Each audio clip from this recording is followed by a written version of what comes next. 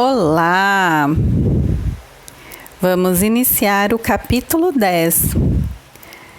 Seja feita a tua vontade.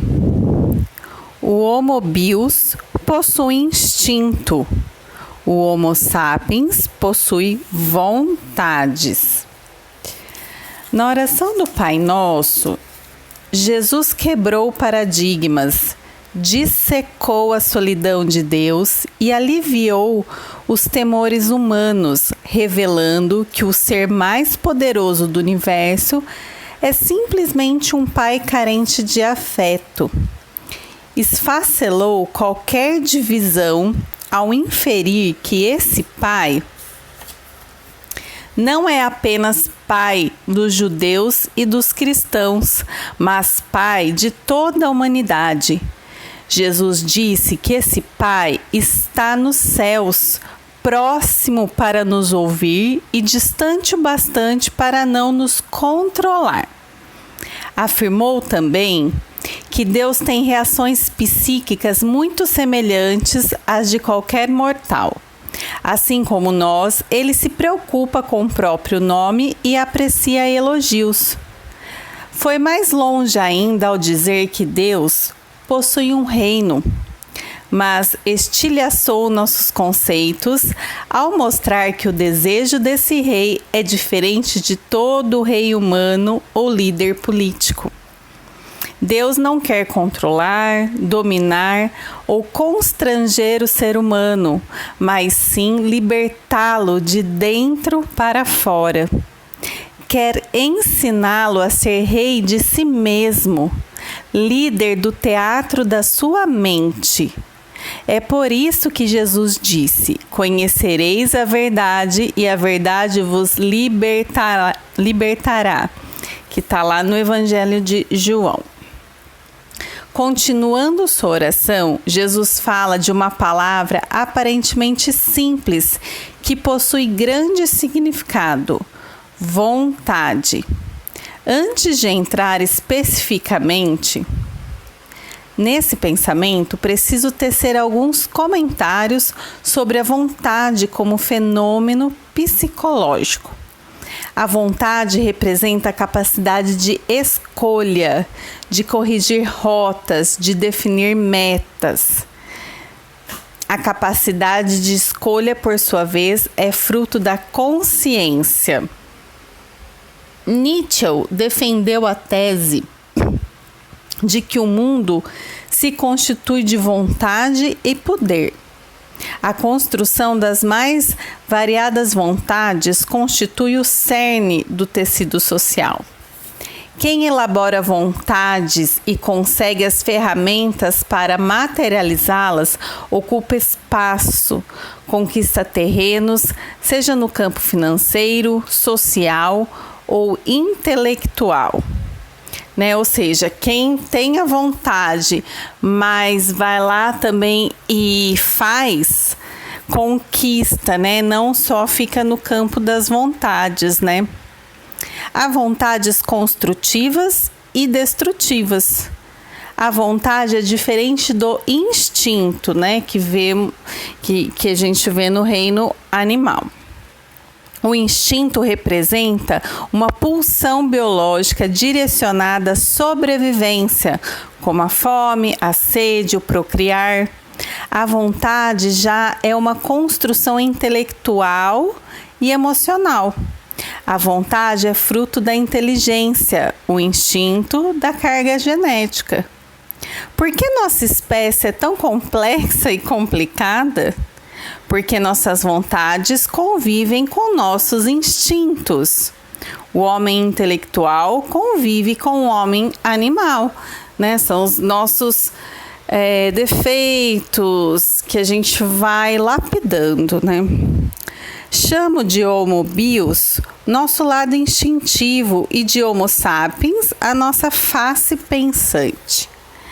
Há uma luta quase permanente entre o Homo Bios e o Homo Sapiens, como aquela analogia, entre a razão e o coração.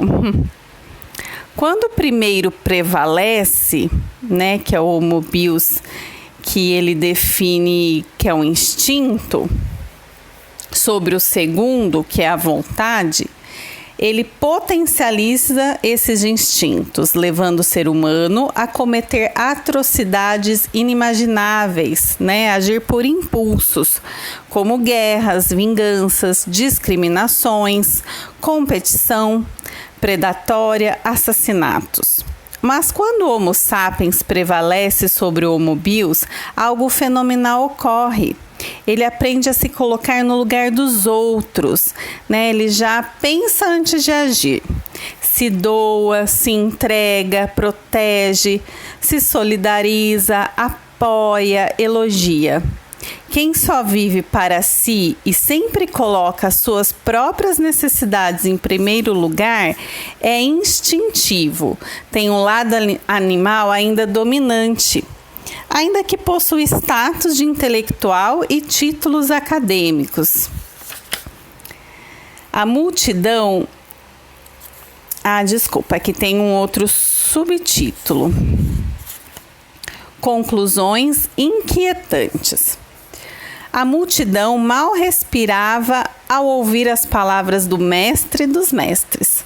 Sua oração era música aos ouvidos do povo, mas certamente suas ideias não eram entendidas. Acho que as pessoas ficavam hipnotizadas pelo magnetismo, pela energia de Jesus, né? Muito mais do que por estarem entendendo as suas palavras, que ainda, né, naquela época a humanidade ainda não pôde compreender por inteiro. Até hoje a gente não compreende de tudo, né? Como acontece hoje, as pessoas que escutavam Jesus não prestaram atenção aos detalhes do que ele revelava. Mesmo os discípulos não penetraram nos segredos da oração naquele momento. Era um tesouro que precisaria de décadas para ser desvendado. Jesus fez uma breve pausa, inspirou profundamente e proclamou: seja feita a tua vontade, assim na terra como no céu. Vou começar tratando da primeira parte desta frase. A análise da frase, seja feita a tua vontade, nos leva a importantíssimas conclusões. A primeira é que Deus tem uma vontade, o que indica que ele possui uma personalidade complexa, uma estrutura intelectual sofisticada. As Escrituras dizem que Deus é o único ser que existe por si mesmo. Ele não precisa de nada para sobreviver. Não se deteriora, não envelhece, não dissipa sua energia, nem esgota sua existência ou experimenta os efeitos do caos que desorganiza toda a estrutura física do universo. Deus não possui, portanto, instintos, nem precisa deles. Ele possui vontades. Na oração do Pai Nosso, Jesus não fala de uma vontade qualquer. A segunda conclusão a que essa frase nos leva é que a vontade apontada por Jesus é solene e que revela um plano quase indecifrável. Eis o 15º segredo. A vontade de que fala a oração do Pai Nosso revela o projeto de vida de Deus. Um projeto rigorosamente bem planejado, cuja execução o levará até as últimas consequências. Mas que projeto é esse? É o projeto do Pai. Seu projeto é ter uma família eterna, uma nova sociedade, onde não haverá luto, dor, lágrimas, angústias, injustiças. A vontade de Deus não é individualista nem egocêntrica. Ela inclui todos os seres humanos e é irrigada de afeto, pois não constitui o projeto de um Criador cercado de poder, mas sim de um Pai apaixonado por suas criaturas. O Deus que Jesus revela com suas palavras e seu comportamento é uma pessoa sorridente, de bom humor, sociável, que adora uma boa conversa e aceita de bom grado até mesmo uma simplória oração. Essa é a terceira conclusão. A vontade de Deus o anima, excita, rejuvenesce e transforma no maior sonhador de todos os tempos. Essa é a quarta conclusão. Só um indecifrável sonhador carregaria no mapa da sua alma uma vontade que não se dissiparia nos tempos eternos. Entendo que para quem passou uma eternidade na solidão, a humanidade deve ser uma festa, ainda que possa lhe arrancar lágrimas e transformar-se num grande pesadelo. É melhor sofrer decepções do que não ter ninguém com quem se decepcionar. Devemos nos lembrar de que para nós o tempo é fundamental, para Deus ele não existe. Os anti-heróis executando a vontade de Deus. A quinta conclusão da frase "seja feita a tua vontade" é que, sob o prisma da psicologia, a vontade de Deus evoca os mais altos patamares da maturidade psíquica. Os psicopatas vivem para si, os sensíveis se preocupam com algumas pessoas e os supersensíveis vivem para os outros. Deus é, no melhor sentido da palavra, supersensível. Jesus pediu à multidão que orasse, rogando a Deus para sua vontade ser realizada. Por que Deus, cujo poder não tem limites, precisa da nossa oração para cumprir a sua vontade? Se um rei tem um grande projeto e condições de executá-lo, por que precisa das frágeis súplicas humanas para estimulá-lo a cumprir a sua vontade? A sexta conclusão é que, apesar da importância do projeto para a humanidade, o misterioso autor da existência rejeita o exercício do poder para executá-la. Ele possui um plano global e eterno, mas se recusa a usar a força para que esse plano saia da sua prancheta. O fato de se colocar como um pai faz com que Deus haja ao contrário do que o senso comum pensa de um líder. Ele não trata os seres humanos como serviçais, como criaturas que devem se prostrar diante de sua grandeza, mas como potenciais filhos. Como um pai amoroso que respeita os seus filhos, Deus não exercerá essa vontade de cima para baixo, mas de baixo para cima, ou seja, contando com a participação humana. A sétima conclusão é que, apesar de ser decisivo na execução do projeto de Deus, o ser humano também deve desprezar o poder exercido pelas armas, pela pressão social, pela força física, pelo controle financeiro. Deve, ao contrário, valorizar as ferramentas da inteligência que foram apresentadas no Sermão da Montanha.